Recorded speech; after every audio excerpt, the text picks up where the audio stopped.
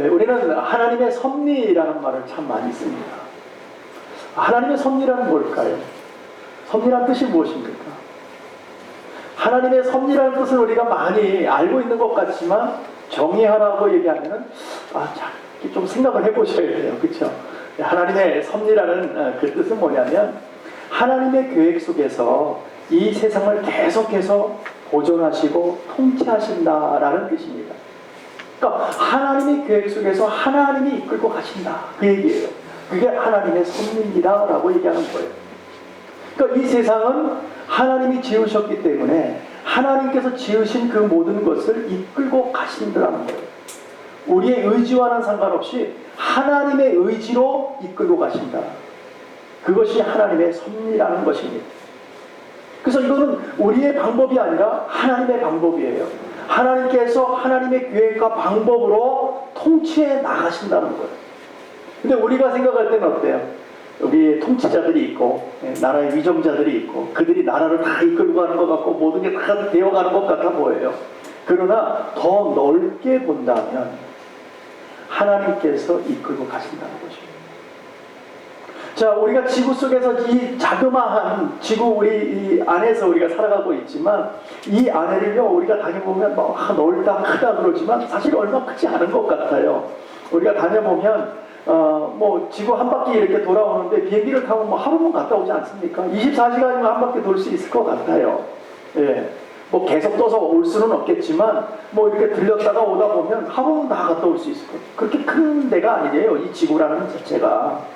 그런데 우리는 이 지구 안에서 얼마나 많은 일을 겪으며 살아가는지 몰라요. 거기 기쁨이 있고 슬픔이 있고 자랑이 있고 또 어떤 때는 속상함이 있어서 주저앉기도 하고 그런데 이것을 우주 밖에서 그 모든 천체를 주장하시는 하나님 보는 입장에서는 어떨까요? 정말 아무것도 아니에요. 지구가 어떻게 보면 먼지만 하다 그렇잖아요. 그죠? 수많은 그 은하계 속에서 우리가 살고 있는 이곳은 정말 먼지만한 그런 티끌만한 그 정도 존재뿐이 안 되는 거예요. 근데 그 아래에서 살아가는 우리는 더 작지 않습니까? 더 작은데도 불구하고 하나님의 계획은 어디에 있다고요? 저와 여러분에게 있는 줄로 믿습니다. 저와 여러분의 이름을 기억하시고 불러주고 계시다는 거예요. 또 얼마나 대단한지 몰라요. 우리 지구 안에서 갇혀서 이 안에서 세상이 온통 얼마나 너무나 크고 넓다고 생각하지만 우주 밖에서 우리 안을 바라본다면 우리는 아무것도 아니에요. 정말 그렇게 큰 존재들이 아니라는 거죠. 지구 자체가 큰 존재가 아니라는 거예요. 그런데도 우리는 자꾸 그냥 우리 생각할 때는 내가 살아가는 이 환경, 내가 살아가는 내 가정, 내가 살아가는 이 나라 이런 안에서만 그냥 모든 게 큽니다. 그냥 그 안에서만 또 살아가려고 하고 애쓰고 쓰고 우리가 살아가고 있다는 것입니다. 그러나 우리가 살아가면서 하나님의 계획을 알아요, 몰라요? 하나님의 계획을 잘 몰라요, 우리가. 말씀 안에서 다 기록되어지고 하나님의 계획을 말씀했는데도 불구하고 우리는 그것을 잘 보지 않고 그저 오늘 내가 그냥 살아가고 있기 때문에 하나님의 계획과 방법을 잘 몰라요. 그러다 보니까 우리 계획대로 살아가는 것이 하나님의 계획대로 살아가는 것이 아니라 우리의 계획으로 살아가요. 우리의 고집으로 살아갑니다. 우리가 하고 싶은 대로 하고 살아갑니다. 우리가 좋은 대로 보는 대로 기쁜 대로 살아갑니다. 그러다 보니까 자꾸 실수를 해요. 어려운 일을 자꾸 당하기도 합니다. 우리가 생각할 때는 잘 될 것 같아요. 또 잘 될 것 같은 그곳에서 우리는 생활하는 것 같아요. 그리고 또 때로는 우리가 어떤 일을 할 때 이건 하나님이 기뻐하실 거야 라고 생각하면서 일을 할 때도 있습니다. 근데 막상 해보면 어때요? 잘 안 되는 경우가 참 많죠. 세상 일도 그렇잖아요. 뭔가 그냥 잘 될 것 같아. 이거는 정말 내가 볼 때는 100% 되는 일이야. 근데 막상 해보니까 어때요? 안 되는 경우가 있더라는 거죠. 우리의 생각과는 조금 다를 때가 있습니다. 그럴 때는 어때요? 하나님, 나 이거 하나님 분명히 하나님 잘 될 거라고 생각하고 하나님 기뻐하실 거라고 생각하고 나는 했는데 왜 안 됩니까? 이건 누가 봐도 좋은데 왜 안 되게 하시는 것입니까? 그러면서 우리는 속상한 마음에 하나님을 원망하지. 원망해요.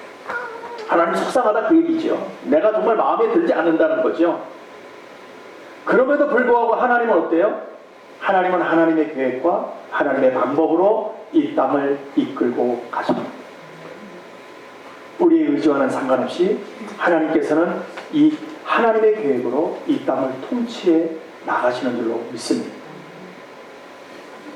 결국 보면 하나님이 다 하세요. 결국 하나님이 하세요. 그럼에도 불구하고 우리는 조급한 마음에 하나님의 마음을 알 수 없으니까 뭐 기도를 해도 그냥 대답이 없으신 것 같아. 마음은 급해. 그러니까 일을 저지르고 말지. 그러니까 항상 우리는 어때요? 실수를 하면서 산다는 것이죠. 근데 때로는 우리가 실수하는 것이 믿음 안에서 하나님 이거 기뻐하실 일이 있고 분명히 알죠. 이게 맞을까 아닐까 막 그러다가 하나님 분명히 기뻐하실 거야. 그래서 일을 딱 저질러요. 예, 저지르고 나서 일이 잘 안 될 때가 있잖아요. 예, 안 될 때가 있어요. 근데 그것이 나중에 알고 보니까 복이 되더라 그럴 때가 있어요. 아, 얼마나 기쁜지 몰라요. 그럴 때는 뭐 이럴 때가 있잖아요. 내가 이제 뭐 하나님 기도하면서 하나님께서 집을 하나 주시겠다고 이제 말씀하셔서 이제 집을 하나 살려고 막 다녀요. 그러다가 오늘 집을 보니까 너무 괜찮아. 근데 딜도 잘 됐어요. 그래갖고 이제 에스크로까지 열고 이제 마지막 사인만 남았어. 잘 가고 있어요. 아니 그런데 사려는 쪽에서는 살려고 하는데 팔려는 쪽에서 갑자기 마음이 바뀌었어. 그리고 안 팔아버리는 거야. 그러면 어때요? 사려는 쪽에서는 너무너무 속상하죠. 하나님 저 집 주신다면 왜 안 주세요? 네, 속상합니다. 이상하게 사람이 원래 어떤 마음이냐면 계약을 하다가 계약이 깨지잖아요. 그러면 그 집이 더 갖고 싶어요. 네, 꼭 그 집만이 가야 내가 행복해질 것 같아. 그게 인간의 마음이에요. 네, 뭔가 계약이 깨지면 그걸 꼭 가져야 되는데 못 갖는 그 마음이 더 속상하다는 거죠. 네. 그 얼마나 아쉬운지 몰라요. 그 마음이 더 커져요. 사고 싶은 마음이. 그러니까 갖지 못하면 더 갖고 싶은 것이 사람의 마음이거든요. 사람의 심리예요. 그런데 얼마 안 가서 이런 소식이 들립니다. 내가 못 사는 것 같고 너무 속상했는데 근데 이런 소식이 들려요. 그 집이 문제가 좀 있다는 거예요. 네? 너무 오래된 집이고 뭐 안에 뭐 털 많이 먹고 뭐 어쩌고 저쩌고 막 집이 너무 안 좋다는 거예요. 그러다가 갑자기 집값이 막 떨어져. 네. 그럼 어떻겠어요, 마음이? 아이고, 하나님 감사합니다. 내가 그때 그 집을 샀으면 어떡할 뻔했어요, 그냥. 예. 얼마 전까지만 해도 하나님 원망하지 않았습니까? 하나님, 내가 그 집을 살려고 하는데 왜 하나님 그 집을 못 사게 하세요? 예, 얼마나 속상해갖고, 하나님 그럴 수 있어요, 막 그러는 사람이. 막 집값이 떨어지고 그 집에 문제가 있다는 소식을 듣고 그러니까 내가 안 사기를 잘했다고 사람들이 아유, 그 집 큰일 날 뻔했어요. 그 집 샀으면. 예, 그런 말을 듣게 되면 어떻게 돼요, 사람이? 하나님 감사합니다. 하나님의 계획이셨군요. 하나님의 섭리였습니다. 네, 우리 사람 마음이 이렇게 간사해요. 막 엎어졌다 뒤집어졌다. 네. 그러니까 그때는 하나님 계획 아니고 지금은 하나님의 계획이에요. 우리의 고집으로 했잖아요. 사실은 다. 자, 사람 마음이 그런 것 같아요. 오늘 말씀에서도 보니까는요. 유다라는 한 사람이 우리 44장에도 보았지만 한 사람이 나와서 그 베냐민 그 막내 동생을 위해서 자기 목숨까지 내놓는 그런 장면들이 나오고 있어요.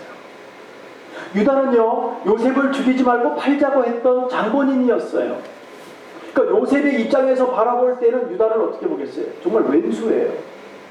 그 왼수 같은 형이 이젠 자기 앞에 나와서 자기의 친동생인 베냐민을 위해서 어느 날 그 사람이 내 목숨과 바꿔서라도 베냐민을 살리고 싶다고 자기 앞에 있는 거예요.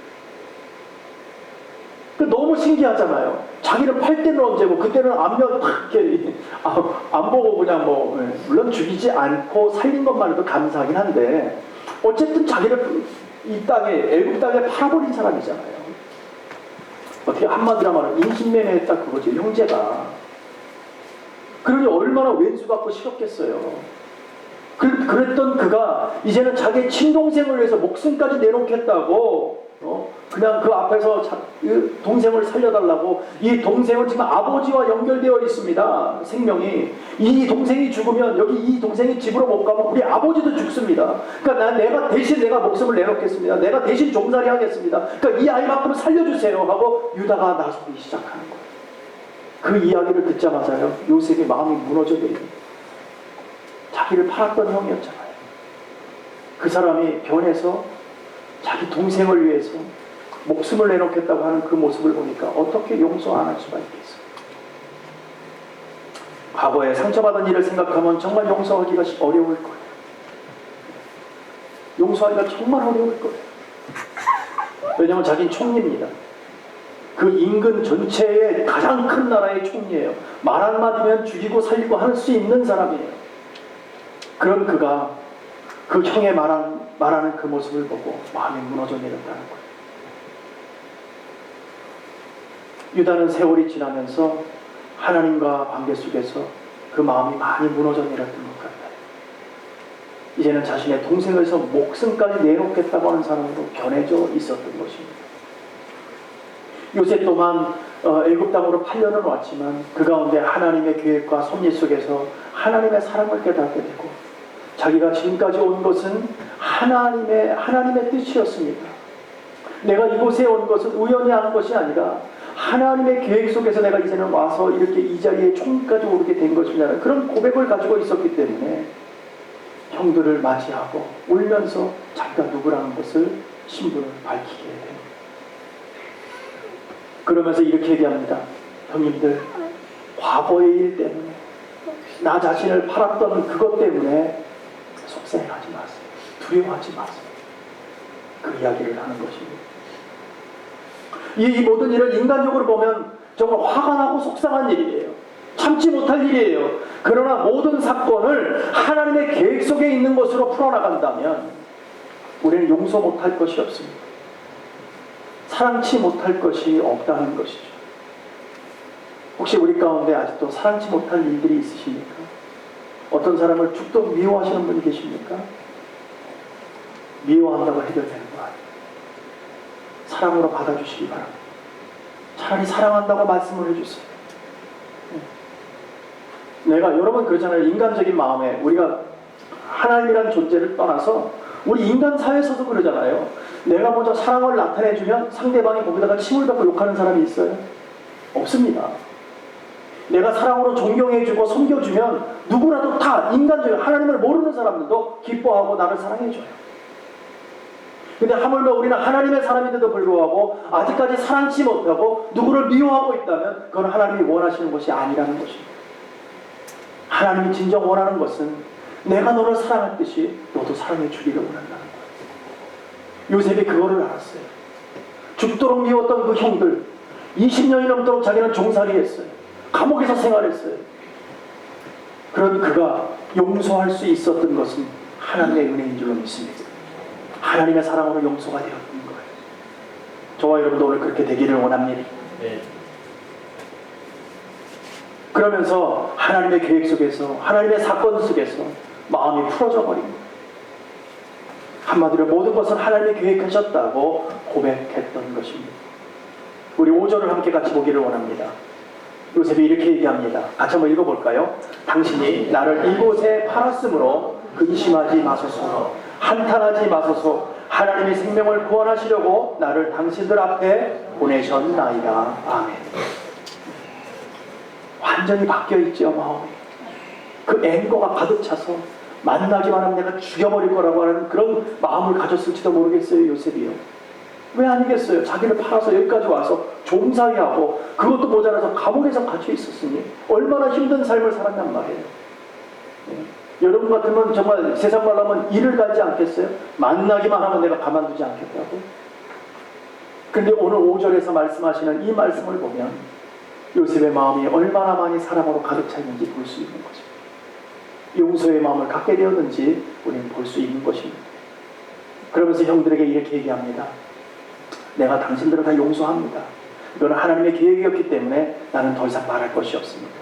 그러나 지금 중요한 것이 뭐냐면 이제 흉년이 2년분이 지나지 않았어요. 앞으로 5년 동안 흉년이 더 있을 텐데 저는 그것이 걱정이라는 거예요. 요셉은 형들과 형들의 자녀들과 또 우리 아버지, 이게 다 어떻게 하냔 말이죠. 그러니까 다 이곳으로 애굽으로 이주해 오세요.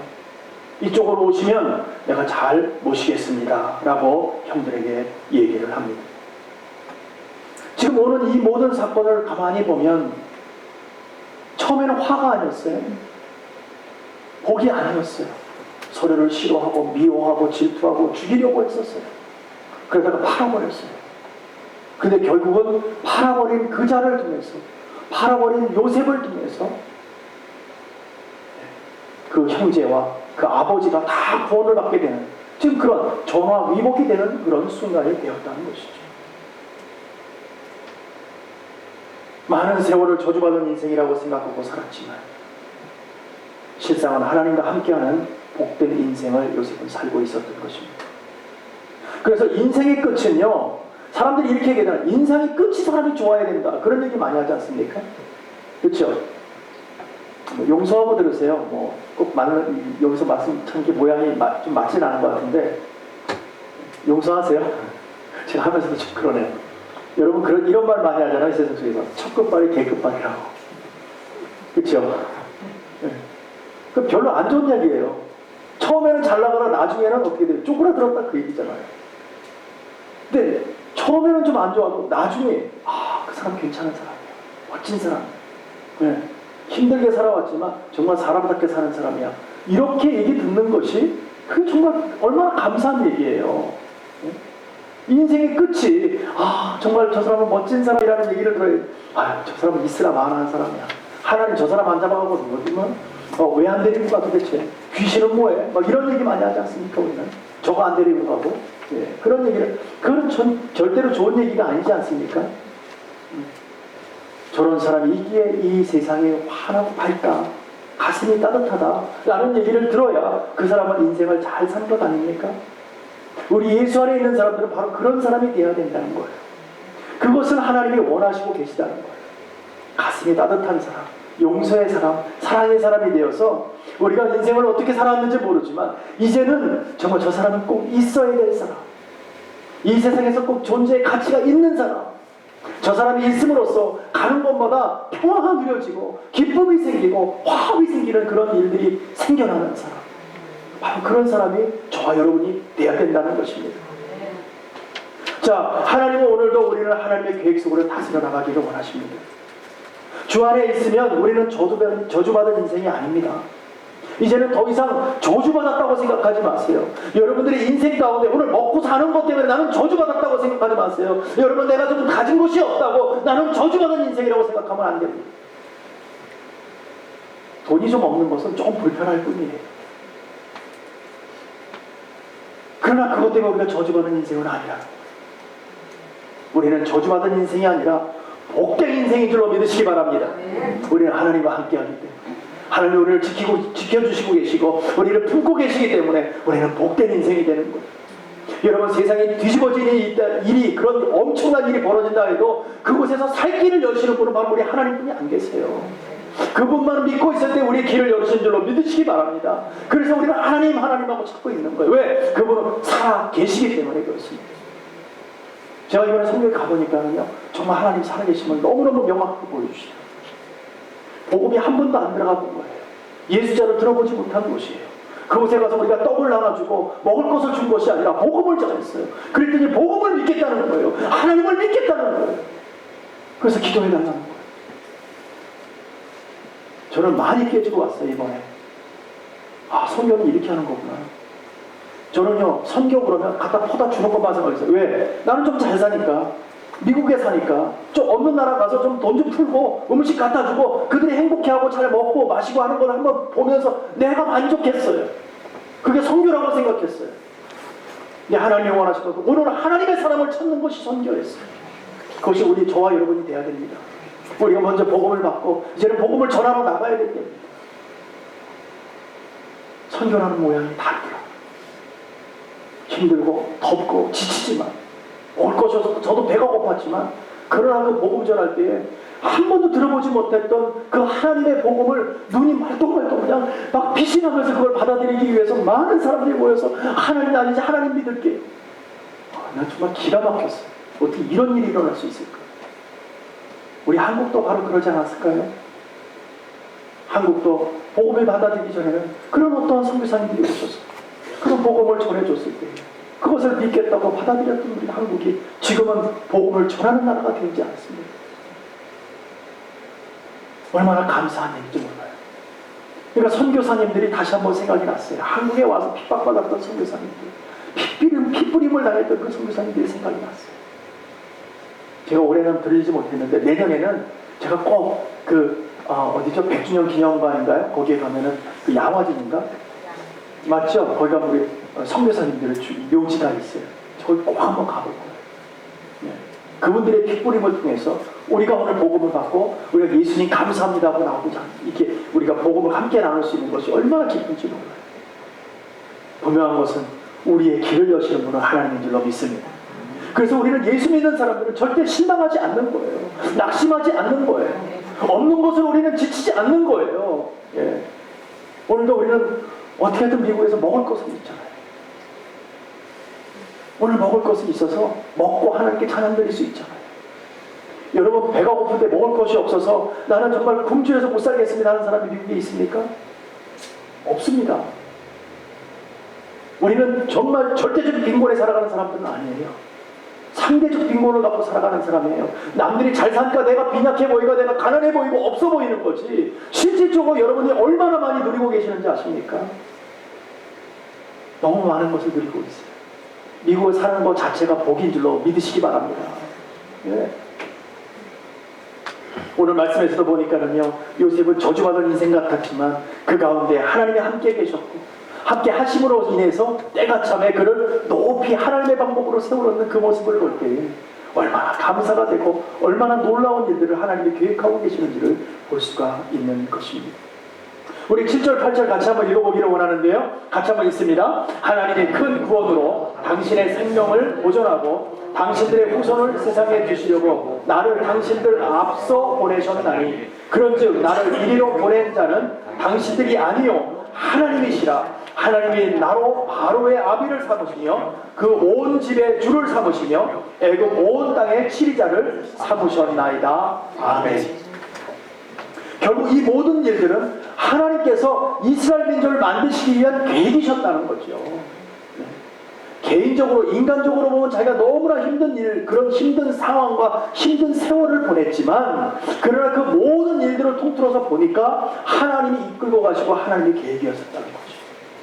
그러므로 요셉은 형들에게 나를 인해서 두려워하지 마십시오.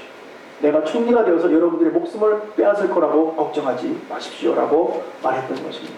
왜냐하면 하나님이 일을 하셨기 때문에. 우리 모두 하나님의 은혜를 바라보십시오. 하나님과 함께 하기 때문에 때로는 우리 연약함을 통해서 하나님은 의를 이루십니다. 우리의 실수를 통해서 선을 이루시는 하나님이십니다. 하나님의 계획으로 하나님의 은혜로 이끌고 가시기 때문입니다. 우리는 얼마나 실수를 많이 합니까? 우리가 얼마나 정말 실족하고 얼마나 하나님을 때로는 원망을 많이 합니까? 그럼에도 불구하고 하나님은 하나님의 방법으로 우리를 이끌고 가고 계시다는 거예요. 오늘 요셉의 고백이 바로 그것이었습니다. 이제 요셉의 형제들이 애굽에 갔다는 소리를 바로의 궁에서도 듣게 돼요. 바로 왕도 듣게 됩니다. 우리 이 나라를 지금 이렇게 잘 치리하고 이렇게 참 높여주고 있는 요셉의 형제들이 왔다고 그들을 빨리 불러들여라 라고 얘기를 합니다.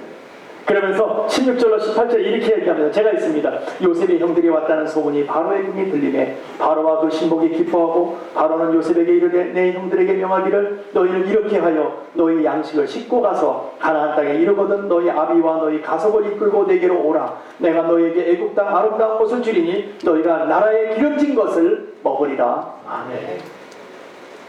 바로 왕은 요셉의 형들과 아버지가 있다는 사실을 너무나 기뻐했어요. 왜냐하면 요셉이 형제가 있다는 말을 못 들어봤잖아요. 예. 그런데 형제들이 왔다니까 요셉에게 형제가 있었구나. 도대체 어떤 사람이야? 불러드려. 근데 지금 이렇게 기근이 있는데 너희 아버지도 살아계시다 그러는데 다 와. 내가 잘해줄게. 예. 잘해줄게. 왕은요 모든 예우를 가지고 주었어요. 그러면서 요셉의 가정을 애국으로 초청하는 초청장을 다 보내고 했어요. 그리고 이 땅에 오기만 하면 내가 잘 도와주겠다고 말을 합니다. 그러면서 너희 식구들이 타고 올 마차와 또 그들이 가서 먹을 수 있는, 우선 먹어야 되니까 먹을 수 있는 양식과 또 아버지가 타고 올 마차도 다 보냅니다. 그것이 왕이 명령했기 때문에 그대로 이루어지고 있었습니다. 그러면서 너희들은 가나안 땅에 살던 것 뭐 지저분하고 그냥 뭐 아끼고 이런 거 아껴보지 말아라. 여기 오면 더 좋은 거, 더 기쁜 거, 너희가 정말 최대로 좋은 것을 내가 다 줄 테니까 거기 있는 거 갖고 오겠다. 그렇게 애쓰지 마. 그 얘기를 하는. 그러면서 이 땅에 오면 집도 주고 땅도 주고 삶에 필요한 모든 것을 줄 테니까 거기에 있는 것 그렇게 아껴보지 말아라.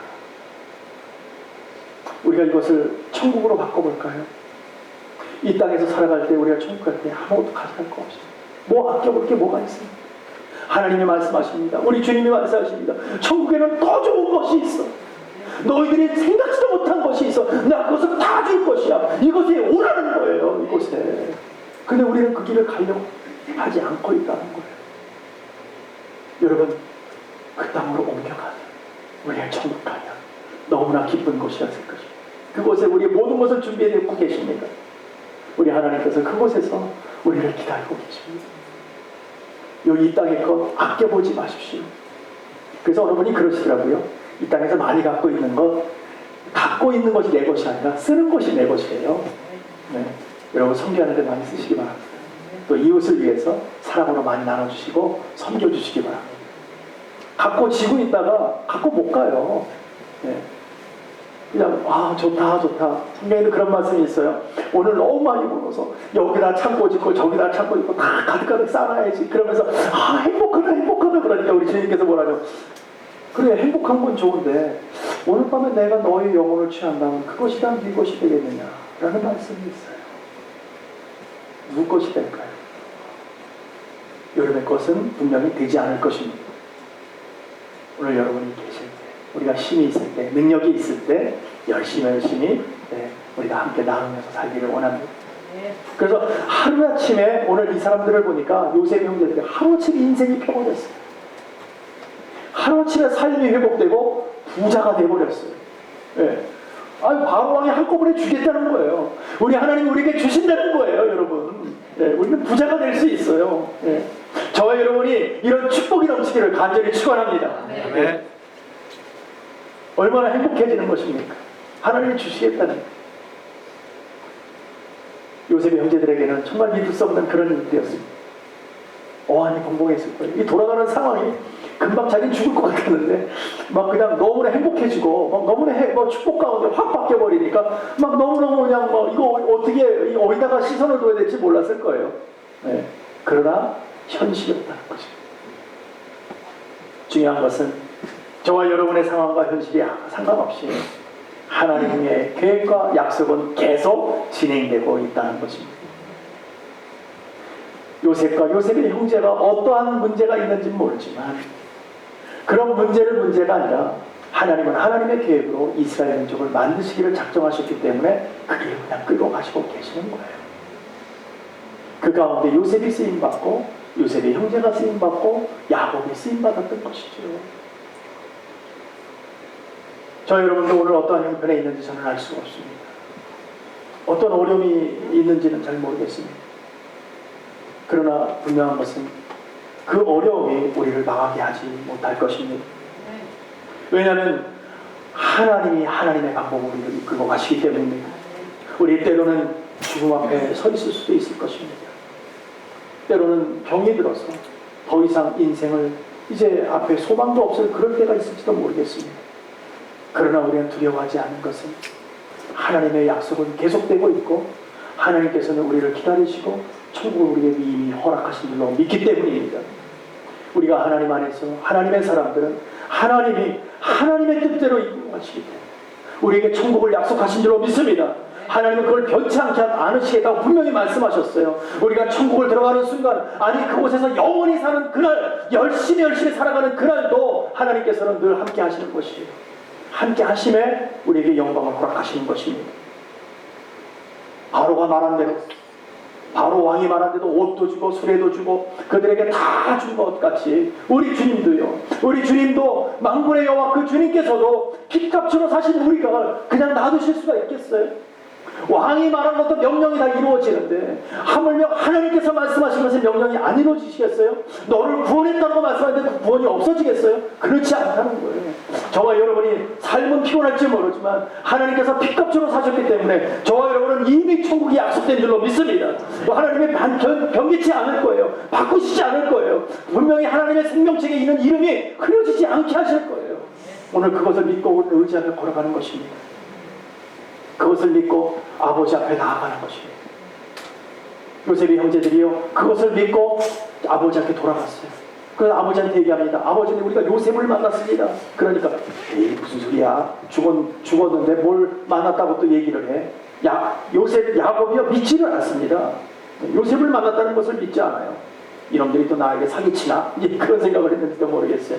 그러나 바로 왕이 보낸 수레와 음식과 여러 가지 그런 보물들을 보여주니까 그때서야 야곱이 그냥 그 말을 믿게 됩니다. 그러면서 이렇게 얘기합니다. 28절에서 이스라엘이 가로되 조카로다. 내 아들 요셉이 지금까지 살았으니 내가 죽기 전에 가서 그를 보게. 뭐가 생긴 거예요? 소망이 생겼어요. 야곱에게 꿈이 생겼어요. 비전이 생겼어요. 죽기 전에 그를 그토록 사랑했던 아들을 보겠다는 희망이 생겼다는 거예요. 우리 모두도 소망과 비전을 갖기를 원합니다. 우리가 죽기 전에 우리 가정이 하나님이 주시는 복의 이슬을 먹는 것을 우리가 보기를 원합니다. 전 세계 모든 가정이 하나님 비전을 통해서 기쁨으로 찬양하며 함께 섬기는 그런 꿈을 꾸기를 원합니다. 우리가 오늘 몸을 움직일 수 있고 정말 복음을 전할 수 있다면, 우리 그런 기력만 있다면 그 비전을 가지고 땅까지 나가서 복음의 사람들이 되어지고 하나님의 꿈과 소망을 나눠주는, 오늘도 꿈이 없고 희망이 없고 죽어가는 그 백성들에게 하나님의 영광을 나눠주는 저와 여러분 되기를 간절히 축원합니다. 아멘. 사랑하는 성도 여러분, 예수 믿는 우리의 삶은 언제나 기쁨이고요, 전화위복의 삶이 될 수 있는 것입니다. 지금의 삶이 혹시 저주스러울지라도 그 삶을 통해서 하나님은 우리가 비전을 갖기 원하고 또 소망을 갖고 죽어가는 영혼들을 살려내기를 원하십니다. 우리 주님의 교회 모든 식구들이 힘을 합쳐서 하나가 되어서 하나님이 원하시는 그 일들을 행하며 나갈 수 있도록 우리가 열심히 수고하기를 원합니다. 마지막으로 한 가지 예화를 들고 오늘 말씀을 마칠까 합니다. 자그마한 한 어촌이었습니다. 어촌이기 때문에 이제 배를 타고 출항해서 고기 잡이가러 다 떠났어요. 근데 그날따라 풍랑이 너무너무 심했습니다. 그래서 개들이 다 미리 들어왔어요. 풍랑이 너무 심하니까. 근데 유독 배 한 척이 들어오지 못하고 있었습니다. 모든 사람들은 밤늦도록 그 배가 돌아오기를 기도하면서 기다리고 있었어요.